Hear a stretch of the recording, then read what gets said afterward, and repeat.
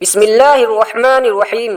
قرآن کریم پر ہاتھ رکھ کر قسم کھانا کیسا ہے؟ بہت سے مسلم بھائی اور بہت سی مسلم بہنیں اپنی بات کو پختہ کرنے کے لیے، اپنی بات میں دم پیدا کرنے کے لیے قرآن شریف پر ہاتھ رکھ لیتے ہیں اور قسم کھاتے ہیں۔ اب سوال یہ ہے کہ اس کی شرعی حیثیت کیا ہے؟ یعنی قرآن شریف پر ہاتھ رکھ کر وعدہ کرنا یا قرآن شریف کی قسم کھانا کیسا ہے؟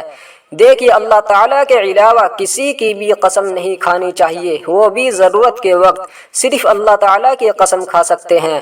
لیکن اگر کسی نے قرآن شریف کی قسم کھائی ہے، اس پر ہاتھ رکھا، تو پھر اس کی دو صورتیں ہیں۔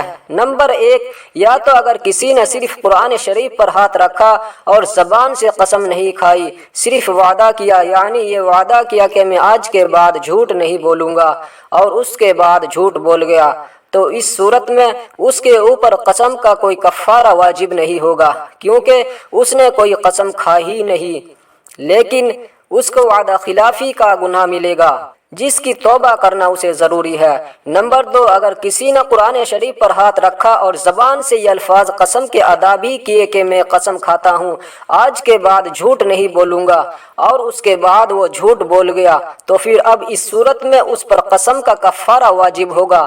اس نے اپنی قسم کو توڑا ہے۔ اب قسم کا کفارہ کیا ہے؟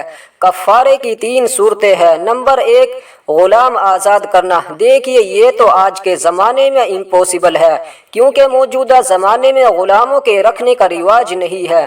دوسری صورت قسم کے کفارے کی یہ ہے کہ 10 غریبوں کو 2 ٹائم کا کھانا کھلا دے، اگر مالی حالت اس کی صحیح ہو، یا پھر اس کی دوسری صورت یہی ہے کہ ایک ہی غریب کو 10 دن تک دونوں ٹائم کا کھانا کھلا دے، اور اسی کے اندر تیسری صورت یہ بھی ہو سکتی ہے کہ ایک ہی غریب کو صدقہ فطر دے دے، یعنی ایک غریب کو ایک دن کا صدقہ فطر دینا ایک دن کے کھانا کھلانے کے برابر ہو جائے گا۔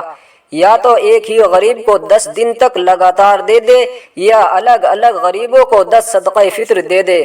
اور تیسری صورت قسم کے کفارے کی یہ ہے کہ اگر مالی حالت بھی صحیح نہیں ہے تو پھر 3 دن کے روزے رکھ لے، انشاءاللہ اس کی قسم کا کفارہ ادا ہو جائے گا۔ امید ہے قرآن کریم کو ہاتھ میں لینے کا مسئلہ اور قسم کھانے کا مسئلہ کلیئر ہو گیا ہوگا۔ اللہ تعالی ہم سبھی کو دین کی صحیح سمجھ عطا فرمائے، آمین یا رب العالمین۔ مزید اسلامک معلومات کے لیے ہمارے یوٹیوب چینل اسلامک نالج کو سبسکرائب ضرور کرے اور بیل آئیکن کو پریس کرے۔ شکریہ، اللہ حافظ۔